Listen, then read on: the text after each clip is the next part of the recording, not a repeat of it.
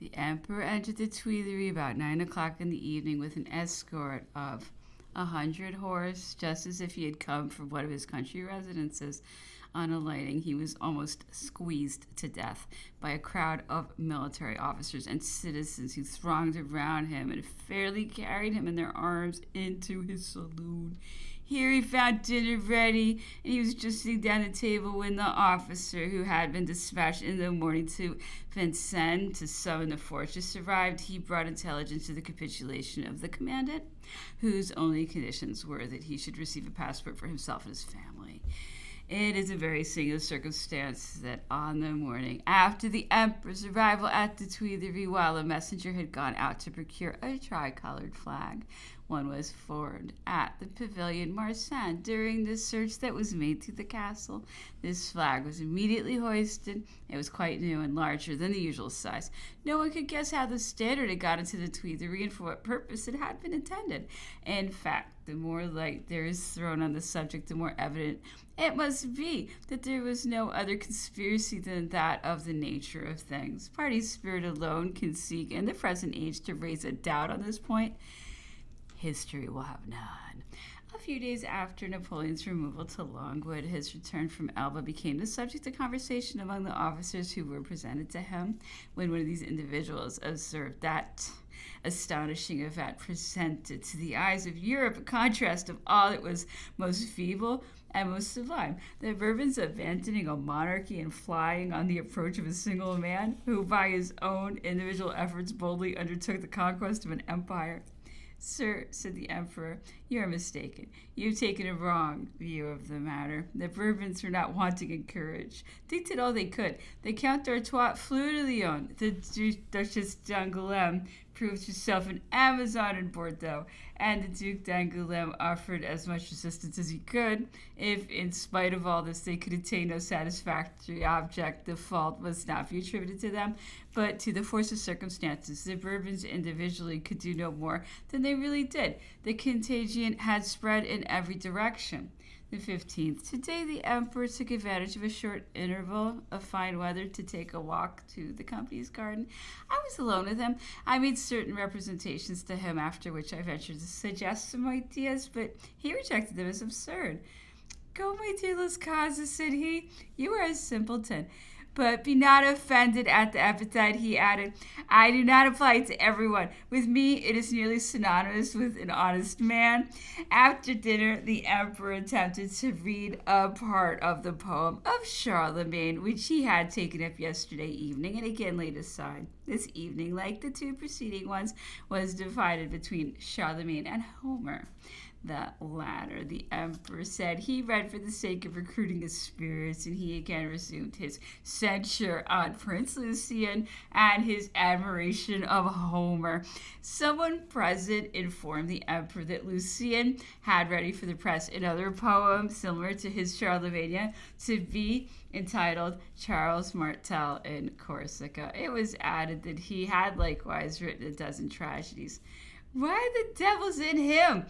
Exclaimed the emperor. He was then informed that his brother Louis was the author of a novel. His work may possess spirit and grace, said he, but it will not be without a mixture of sentimental metaphysics and philosophic absurdity. It was mentioned that Princess Eliza had likewise written a novel, and that even Princess Pauline had produced something in literature. Yes, said the emperor, as a heroine perhaps, but not as an authoress. At that rate, continued he, all my brothers and sisters must be authors except Caroline. The latter, indeed, in her childhood was regarded as the fool and the Cinderella of the family, but she grew up to be a very beautiful and very clever woman. The 16th, in the morning, my servant came to tell me that there was neither breakfast, nor coffee, nor sugar, milk, nor bread, nothing. Yesterday, some hours before dinner, feeling hungry, I asked for a mouthful of bread and was told that there was none for me. Thus we are denied the very necessaries of life. This fact will scarcely be credited, and yet I have stated nothing but the truth. The weather has now become fine. For some time the emperor has been unable to walk out, but today he went into the garden. He afterwards ordered the calash with the intention of taking his usual drive, which had been so long suspended. As we were walking about, Madame de Montsalon drove away a dog that had come near her. You do not like dogs, madame, said the emperor. No, sire. If you do not like dogs, you do not like fidelity. You do not like those who are attached to you, and therefore you are not faithful.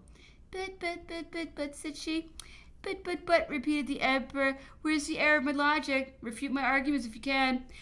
One of the suite, having a few days ago proposed making some chemical experiments, the emperor inquired whether he had obtained success. The other complained of not having the necessary apparatus. A true child of the sun, said Napoleon, an absolute Parisian cockney. Do you think you are still the Tuileries? True industry is not consistent executing by known and given means. The proof of art and genius is to accomplish an object in spite of difficulties and to find little or no impossibility. But what do you complain of? The want of a pestle when the spar of any chair might answer your purpose. The want of mortar. Anything is a mortar that you choose to convert to that use. This table is a mortar. Any pot or kettle is a mortar. Do you think you are still in the Rue Saint-Honoré amidst other shops in Paris? The Grand Marshal here remarked that this circumstance reminded him of something that had occurred the first time he had the honor of being presented to Napoleon, and of the first words he had received from him. When Bertrand was about to leave the army of Italy to proceed on a mission to Constantinople, the young general, perceiving that he was an officer of engineers, gave him a commission relative to that department. On my return, said Bertrand, I came up with you at a short distance from headquarters, and I informed you that I had found the thing impossible. On this, your majesty, whom I had addressed with great diffidence, said with the most familiar air, But let us see how you set to work, sir. That which you found impossible may not be so to me. According to Bertrand, when I mentioned the means by which I had proposed to execute what your majesty wished, you immediately substituted others. In a few moments, I was perfectly convinced of the superiority of your majesty's plans. And this circumstance furnished me with sentiments and recollections which have since proved very useful to me. The emperor retired to rest early. We observed that he is very much altered in his looks, particularly since his last illness. He grows very weak, and he feels very fatigued after 2 turns in the garden. The 17th through the 18th, the fine weather has now completely set in. The emperor went into the garden, attended by all his suite. After walking about for a short time, he proceeded to the wood. On his return from his walk, we all breakfasted together under the tent, and the weather being very favorable, the emperor expressed his wish to take a drive in the Clash. About 5 o'clock, he desired me to attend him in his closet to assist in searching for some documents on the interior of Africa in the neighborhood of Egypt.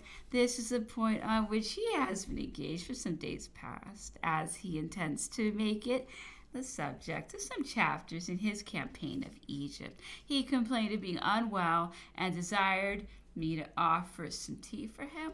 This was something extraordinary. The Grand Marshal soon after came to take my place in writing from his dictation. After dinner, the emperor was engaged with the pen in his hand in investigating the comparative production of the soils of Egypt and France. He found the production of France to be greatly inferior to that of Egypt. This calculation was made from Pouchet's statistical estimates of France. The emperor was satisfied with the result at which he had arrived.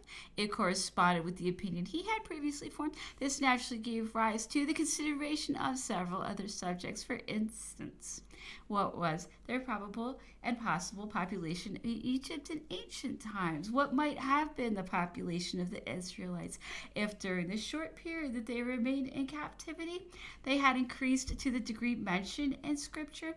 The emperor desired me to present to him next day something on this latter subject. A great deal was said on the probabilities of human life, the tables of which were found in Pouchet's work, and on this subject the emperor made some very ingenious, novel, and striking remarks. I presented to the emperor the calculation I had made on the problem which he had submitted to me on the preceding day. The result not a little surprised him. It furnished a subject for considerable dissertation. The following is the substance of what I presented to him. The Israelites remained 200 years in Egypt, during which time we may calculate on 10 generations. They married early, and their marriages were very, very fruitful.